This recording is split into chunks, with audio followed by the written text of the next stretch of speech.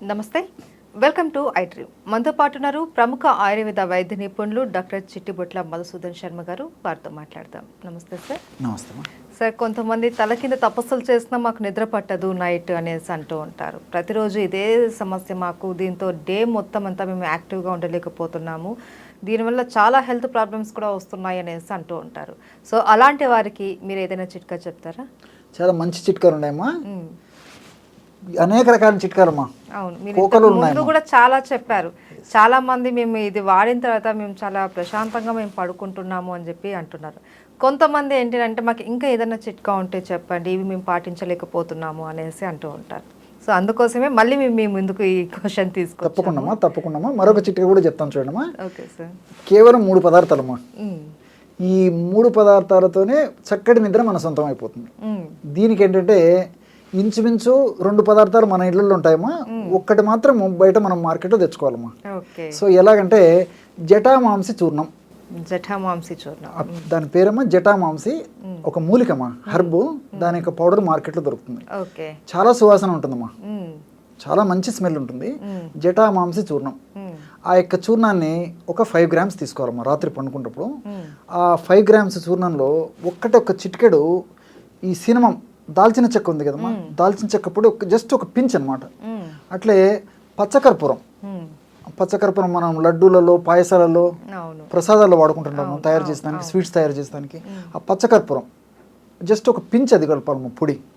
So 5 grams జటామాంసి చూర్ణము, ఒక చిటికెడు దాల్చిన చెక్క పొడి, ఒక చిటికెడమ్మా, ఎక్కువ వాడకూడదమ్మా, పచ్చకర్పూరం మొత్తం కలిపేసేసి తగినంత తేనెతో కలిపేసేసి నాకుని మింగేసేసి ఒక కప్పు పాలు తాగాలమ్మా.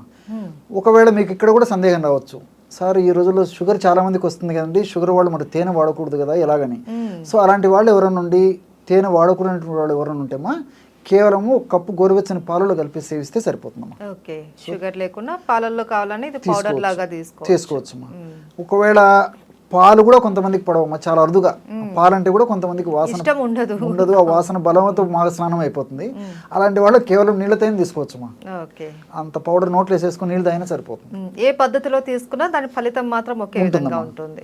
యాక్చువల్గా ఏంటంటేమా ఈ యొక్క ఔషధాలు 3 కలిపి మనం తయారు చేసుకున్నటువంటి ఔషధం వాడుకోవడంలో ఏం జరుగుతుందంటమ్మా, మెదడులో నిద్రను కలగజేసేటువంటి మెలటోనిన్ అనేటువంటి హార్మోన్ ఉంటుందమ్మా. మెలటోనిన్ అనేటువంటి హార్మోన్ బాగా ఉత్పత్తి అవుతుంటేనే నిద్ర బాగా వస్తుంది. సో మనం ఈ పద్ధతిలో తయారు చేసుకున్నటువంటి ఔషధం వాడుకోవడం వల్ల బ్రెయిన్లో మెలటోనిన్ అనేటువంటి హార్మోన్ ఉత్పత్తికి బాగా దోహదపడుతుందమ్మా. ఎప్పుడైతే మెలటోనిన్ హార్మోన్ బాగా ఉత్పత్తి అయ్యి దాని యొక్క పనితనం, క్రియా సామర్థ్యం బాగుందో ఆటోమేటిక్గా పడుకున్నటువంటి ప్రశాంతమైనటువంటి నిద్ర వస్తుంది. ఎలాంటి సైడ్ ఎఫెక్ట్స్ ఉండవు, అన్ని సైడ్ బెనిఫిట్స్ ఉంటాయి. రీసెర్చ్లో కూడా ప్రూవ్ అయినటువంటి విషయమా, ఈ జటామాంసి చూర్ణము మైండ్ను కామింగ్ ఎఫెక్ట్ చేస్తుందమ్మా. అంటే ప్రశాంతం. ఈ రోజుల్లో మానసిక ఒత్తిడితోనే చాలా మందిలో నిద్రలేని సమస్య కలుగుతుందమ్మా. సో మనసును ప్రశాంతపరిచేటువంటి ఔషధాల్లో, ఆయుర్వేదంలో చెప్పినటువంటి ఔషధాలలో జటామాంసికి చాలా అగ్రస్థానం ఇవ్వడం జరిగిందమ్మా. సో దీనివల్ల ఏమంటే అన్ని సైడ్ బెనిఫిట్స్ ఉంటాయి తప్ప సైడ్ ఎఫెక్ట్స్ ఉండవు. సో జటామాంసిలో ఓరటైల్ ఆయిల్స్ ఉంటాయి, జటామాంసిన్ అనేటువంటి ఒక కెమికల్ ఉంటుంది, అదేవిధంగా నార్డోస్టాకిన్ అనేటువంటి కెమికల్ ఉంటుంది, అట్లే దాల్చిన చెక్కలు కూడా సినిమాల్డిహైడ్ అనేటువంటి కెమికల్ ఉంటుంది, తర్వాత పచ్చకర్పూరంలో ఈ క్యాంఫరాల్ అనేటువంటి కెమికల్ ఉంటుంది. ఇవన్నీ కూడా ప్రత్యక్షంగా పరోక్షంగా నిద్రను కలగజేసేందుకు చక్కగా ఉపయోగపడతాయమ్మా. అన్ని సైడ్ బెనిఫిట్స్ ఉంటాయమ్మా, ఎలాంటి సైడ్ ఎఫెక్ట్స్ ఉండవమ్మా. కాబట్టి రాత్రిపూట ఈ యొక్క ఔషధాన్ని ఈ పద్ధతిలో వాడుకుంటే సరిపోతుంది. కానీ ఏదో ఒక్కరోజు వాడి 2 రోజులు వాడి మాకు ఇంకా మార్పు రాలేదని అనుకోకుండా కొంత టైం అవసరమ్మా. ఎందుకంటే ఇంగ్లీష్ మందుల్లాగా వెంటనే నిమిషాల మీద, సెకండ్ల మీద పనిచేసే ఆ ప్రభావంతో సైడ్ ఎఫెక్ట్స్ ఫేస్ చేయాల్సి వస్తుంది. కొన్నాళ్ళకు ఆ ఔషధం సరిగ్గా పనిచేయకుండా పోతుంది, డోస్ పెంచవలసినటువంటి పరిస్థితి ఏర్పడుతుంది, ఆ ఔషధానికి ఇంకొక ఔషధం తోడు చేయాల్సినటువంటి పరిస్థితి ఏర్పడుతుంది. ఔషధం లేకపోతే మళ్ళీ నిద్ర అలవాటు అయ్యేటువంటి పరిస్థితి ఏర్పడుతుందమ్మా. సో ఇవన్నీ మరి సైడ్ ఎఫెక్ట్సే కదమ్మా. ఈ సైడ్ బెనిఫిట్స్ ఉన్నాయి కాబట్టి కొంచెం ఓపిక అవసరమ్మా. అంటే ఎన్ని రోజులు టైం పడుతుంది సార్? శరీర తత్వాన్ని అనుసరించమ్మా. కొంతమందికి ఒక వారం 10 రోజులు టైం తీసుకుంటుంది, కొంతమందికి మరింత త్వరగానే నిద్ర వచ్చేటువంటి పరిస్థితి ఏర్పడుతుందమ్మా.